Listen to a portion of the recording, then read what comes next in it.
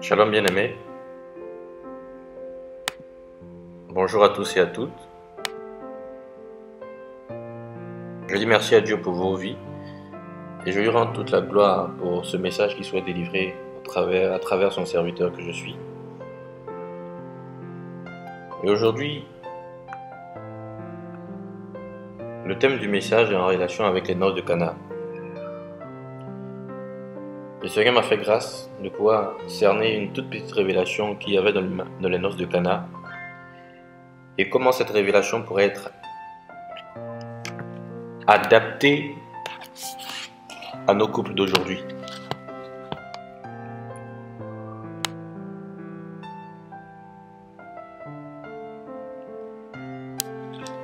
La Bible nous dit que les noces de Cana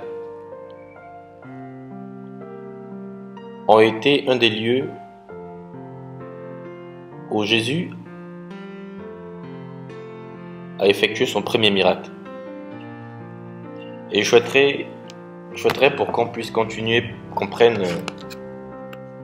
ce passage-là dans le livre de Jean, au chapitre 2, à partir du verset 1 jusqu'au verset 12. Je lis la parole. 3 jours après, il y eut des noces à Cana en Galilée. La mère de Jésus était là, et Jésus fut aussi invité aux noces avec ses disciples. Le vin ayant manqué, la mère de Jésus lui dit: « Ils n'ont plus de vin. »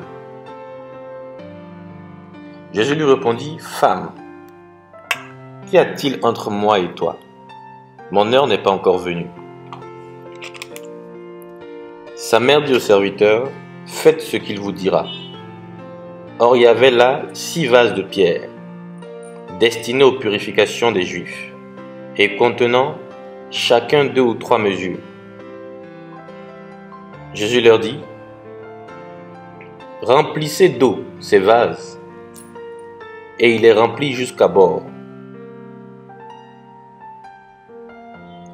Puisez maintenant, leur dit-il, et portez-en à l'ordonnateur du repas. » Et ils en portèrent. Quand l'ordonnateur du repas eut goûté l'eau changée en vin, ne sachant d'où venait ce vin, tandis que les serviteurs qui avaient puisé l'eau le savaient bien, il appela l'époux et lui dit: « Tout homme sert d'abord le bon vin, puis le moins bon après qu'on s'est enivré. Toi, tu as gardé le bon vin jusqu'à présent. » Tel fut à Cana en Galilée le premier des miracles que Jésus fit. Il manifesta sa gloire et ses disciples crurent en lui. Après cela, il descendit à Capernaum avec sa mère, ses frères et ses disciples, et ils ne demeurèrent que peu de jours. Amen. À ce message du mariage de Cana, il y a plusieurs révélations qui y sont associées. Mais aujourd'hui, je souhaiterais faire un focus sur la révélation qui est liée au couple, que le Seigneur me met à cœur et que je souhaiterais vous partager aujourd'hui. Je pense que ce message, comparé aux 2 précédents messages que j'ai déjà délivrés sur l'amour de Dieu, sera beaucoup moins long, donc beaucoup plus bref. Ici, la Bible nous présente Jésus-Christ de Nazareth qui part à un mariage de Cana. Et comme vous pouvez le constater, ce jour-là, il y a du vin qui a manqué. Et la Bible nous fait comprendre que lorsque le vin a manqué, la mère de Jésus a informé Jésus en lui disant: « Ils n'ont plus de vin. » L'action que Jésus fait par la suite, il demande à des serviteurs qui sont là de lui apporter de l'eau qu'ils ont mis dans des jarres Par la suite, Jésus prie et transforme l'eau en vin. Et lorsque le vin est apporté à l'ordonnateur, celui-là, après avoir goûté ce vin, s'est étonné de savoir que le vin en question qu'il goûtait là maintenant était de plus bonne qualité que le vin qui a été consommé à l'ouverture du mariage, à l'ouverture de la fête, à l'ouverture de la célébration. Et sa réaction était la suivante. Il a touché le marié, l'époux, en lui disant: d'habitude, on voit que pour tous les hommes, ils se permettent de présenter le vin de meilleure qualité au début et par la suite, le vin de moins bonne qualité. Mais toi, dans ton cas, c'est plutôt le contraire. Tu as gardé le meilleur vin pour la fin. Alléluia. Généralement, dans nos relations, dans nos vies de couple, et c'est le constat que tout le monde fait, on se rend généralement compte que lorsque deux personnes décident de se mettre ensemble, de marcher ensemble, qu'ils soient mariés ou pas, mais on se rend toujours compte que les débuts sont toujours très intéressants. Souvent, c'est tellement intéressant qu'on associe le terme amoureux au début d'une relation. On se dit ils sont amoureux. À ce moment-là, ils sont prêts à faire tous les sacrifices. Ils sont prêts à s'abandonner entièrement et totalement. Faire des voyages ensemble. Monsieur invite madame. Ils font des sorties. Ils passent du temps au cinéma. Ils invitent leurs amis, ils sourient, ils rient. En tout cas, on dira tout ce qu'il y a de beau, généralement est vu au début, dans les relations. Et ici, c'est ce que l'ordonnateur touchait du doigt en disant: mais c'est bizarre. Pour tous les hommes, au début, c'est très bon. Et ça, c'est la normale. Et après, on voit des choses moins bonnes. Parce que, tenez-vous bien, le vin ici est associé à réjouissance. Le vin ici est associé à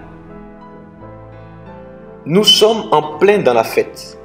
Les cœurs sont joyeux. Les cœurs sont contents.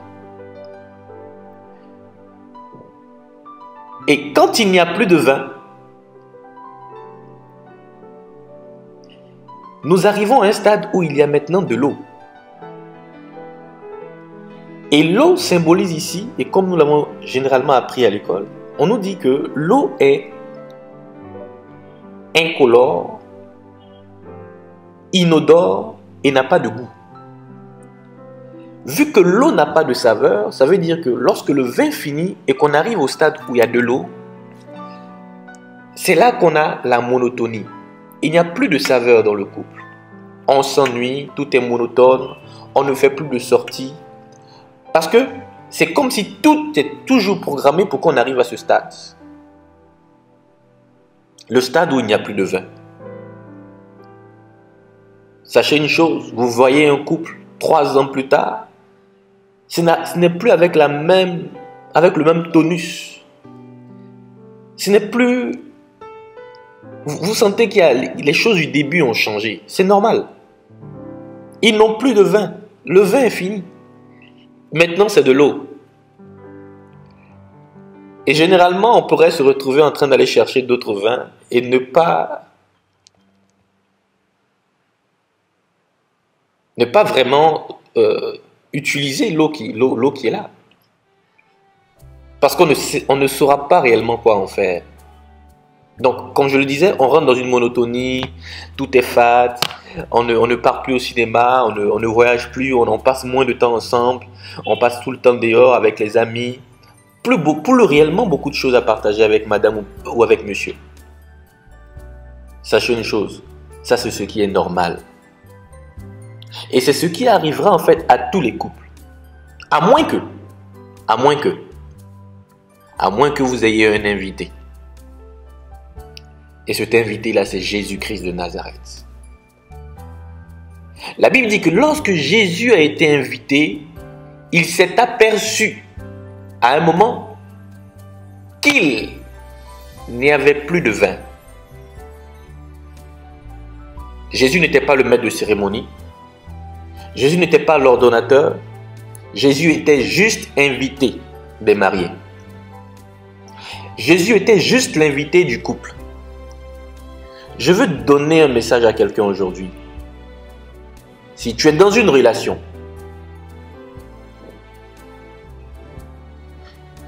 où il y avait du bon vin au début, c'était la joie, beaucoup d'amour, où vous étiez amoureux, tout et tout, où vous faisiez des choses merveilleuses,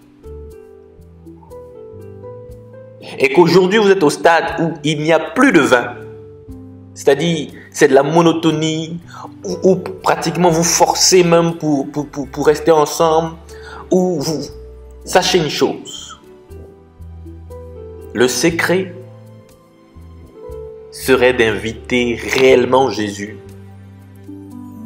dans votre relation. Parce que la Bible dit que lorsque Jésus a été invité, il a transformé tout ce qui était fade, tout ce qui était sans goût. Il a transformé cela en vin. Mais quel type de vin? Un vin de meilleure qualité.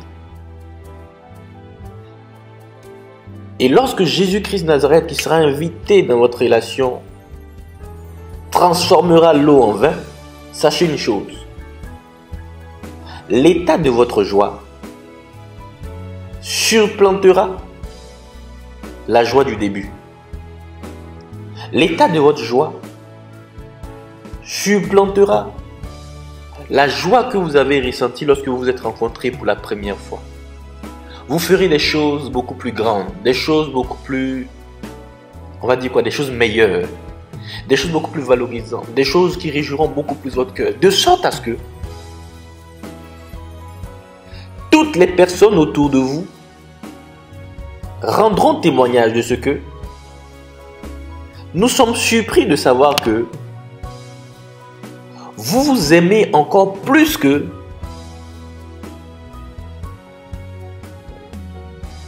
lorsque vous vous êtes rencontrés pour la première fois.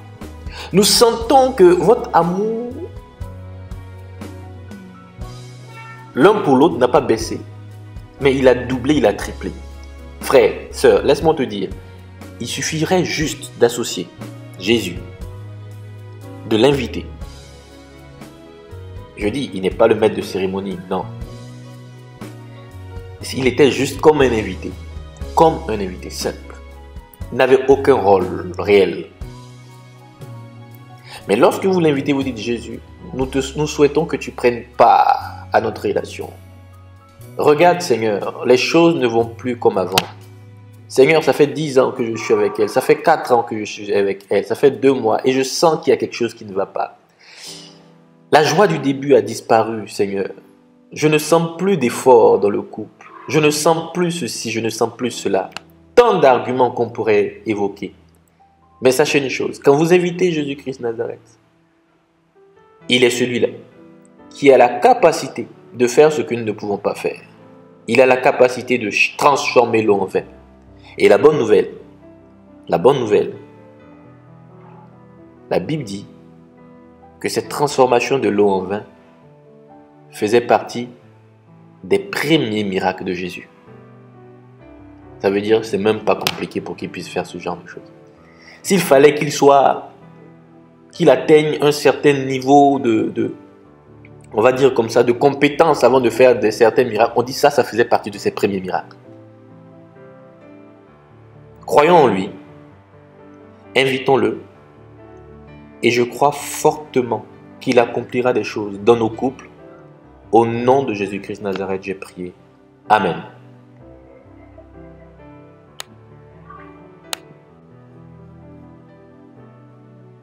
permettez-moi de compléter en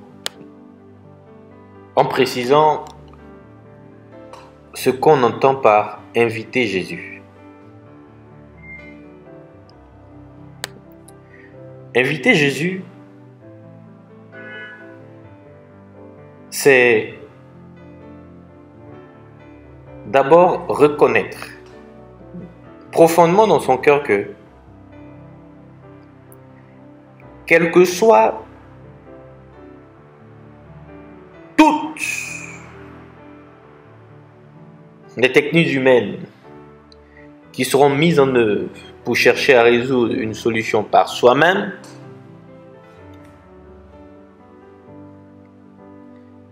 si Dieu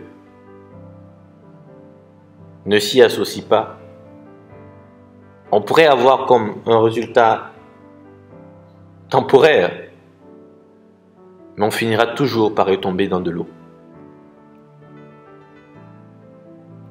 Inviter Jésus, c'est dire, Seigneur, j'ai tenté, j'ai essayé de par mes propres forces, j'ai écouté des choses par-ci par-là, j'ai écouté des conseils, oui, mais des conseils où il n'y avait que des solutions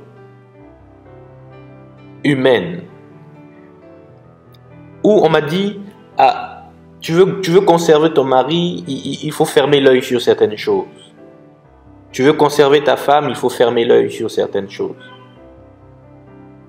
Et je suis dans des situations où ça ne me plaît pas, mais je suis quand même dedans. Où c'est toujours fade, mais je fais semblant. Lorsqu'on sort, je fais croire que ça va, mais ça ne va pas. J'endure. Et à cause de mes enfants, je supporte. Parce que même avec tes enfants, même avec le nombre d'années que tu as passé déjà dans ta relation, Dieu souhaite que tu sois plus heureuse que le jour où vous vous êtes rencontrés pour la première fois, où vous avez affirmé chacun l'un à l'autre que vous étiez amoureux. Dieu souhaite que tu sois plus heureux que ce jour-là. Où tu es là et tu dis, je n'ai pas envie de rentrer à la maison parce que madame m'agace quand je pense que quand je vais rentrer, elle va me demander ceci. Elle me demande à chaque fois d'acheter du pain pour rentrer parce qu'elle souhaite que le pain soit chaud pour savoir si j'ai duré en route ou pas. Franchement, tout ça, ça va finir si tu invites réellement Jésus. Parce qu'il faudra dire à Jésus, et comme je disais, dans l'invitation, il y a « Seigneur, j'ai tenté par moi-même, j'ai essayé. Mais le fardeau est trop lourd. Seigneur, je viens à tes pieds, je dépose mon fardeau. » Il a dit, « Venez à moi, vous qui êtes fatigués et chargés, je vous donnerai le repos. Je vous ferai porter mon joug et celui-là, il est léger. » Il est léger.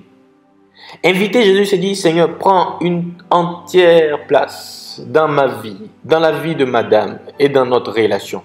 Seigneur, nous voulons te regarder toi d'abord. Nous voulons t'aimer toi d'abord.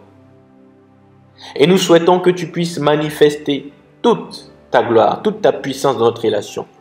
Nous souhaitons que tu puisses changer ce que nous voyons aujourd'hui comme de l'eau à un vin de meilleure qualité. La Bible dit, dans le livre d'Apocalypse, « Voilà, je me tiens à présent à la porte de ton cœur et je frappe. Si quelqu'un entend ma voix, s'il ouvre la porte, je viendrai, je m'asserai près de lui et nous souperons ensemble. » Inviter Jésus dans sa relation, c'est lui ouvrir entièrement les portes. Pas la fenêtre, la porte. Et lui dire, j'ai essayé de par moi-même, ça n'a pas réussi. Père, je suis limité. Et je souhaite t'inviter réellement et que tu sièges entre mon mari et moi et que nous n'ayons Dieu que pour toi. Que notre fidélité, nous te la donnions. Que ne soyons point inquiets de quoi que ce soit, car Seigneur, nous savons une chose. C'est que tant que les regards de Pierre étaient fixés sur Jésus, il ne coulait point. Tant que Le regard de Pierre était fixé sur Jésus, il ne coulait pas. Seigneur, nous voulons garder nos regards fixés sur toi. Nous voulons que ce soit toi qui soit l'invité principal, celui-là qui siège à côté de nous et qui transformera l'eau en vin. Et dans cette invitation, par la suite, il y aura des décisions qu'il faudrait qu'il s'en suivent. Passer du temps dans la présence de Dieu. Changer un peu ce que vous écoutez généralement. Demeurer avec lui, prier, prendre part à des temps de prière avec Monsieur. Augmenter l'amour que vous avez pour Dieu. Et vous verrez, ça ne trahit pas. Il n'a pas changé. La Bible dit, il demeure le même hier, aujourd'hui, éternellement. Ce qu'il a fait hier, il le fera encore aujourd'hui. Et la Bible dit que ce que sa bouche dit, sa main l'accomplit. Ce que sa bouche dit, sa main l'accomplit. Je vais vous partager rapidement le verset dans le livre d'Apocalypse, ce que je viens de dire tout à l'heure, pour que vous ayez des références également à portée de main et que vous puissiez les utiliser pour prier. Permettez-moi, et pendant que je cherche ce verset-là, permettez-moi de vous faire part donc d'un autre message écrit dans le livre de Psaume au chapitre 127. Vu que j'ai ce verset fraîchement dans la tête, c'est « Si l'Éternel ne bâtit la maison, c'est en vain que les bâtisseurs la bâtissent. Si l'Éternel ne veille sur la maison, c'est en vain que la sentinelle veille. » La Bible dit « En vain vous vous levez tôt le matin, en vain vous dormez tard la nuit, en vain vous recherchez le pain de douleur. » À mes bien-aimés, à ceux qui m'ont invité, permettez-moi de paraphraser ainsi, à mes bien-aimés, à ceux qui ont décidé de faire un avec moi. La Bible dit, même pendant qu'ils dorment, je les bénis autant que ceux qui cherchent les choses par leur propre force. Il dit, à mes bien-aimés, j'en donne autant. Il dit, je répète, en vain vous vous levez tôt le matin, en vain vous dormez tard la nuit, en vain vous recherchez le pain de douleur. À mes bien-aimés, même pendant qu'ils dorment, j'en donne autant. Il y a des combats qui ne sont pas nos combats. Il y a des exercices où c'est Christ, c'est Jésus, c'est notre Père. C'est, on va dire, c'est Dieu, voilà. Pour ceux qui seraient beaucoup plus à l'aise avec cette expression, c'est Dieu qui combat pour nous. N'avez-vous jamais entendu qu'il a été dit, il combattra pour toi. Christ est notre assurance. Et nous espérons en lui. Il faudrait qu'on l'invite lorsque nous n'avons plus de force. Lorsque le vin que nous avons acheté est fini, il faudrait que nous l'invitions afin qu'il renouvelle ce vin. Priez, jeûnez, demeurez dans sa présence, lisez sa parole, afin d'avoir des paroles et des mots au moment opportun. Invitez-le. Et je trouve rapidement ce verset-là que je vais vous donner en référence. Même si je ne le trouve pas là pour les questions de temps, je pourrais mettre ça à la fin du message audio en image, comme vous avez pratiquement comme des PowerPoint qui passent. Laissez-moi en voir rapidement.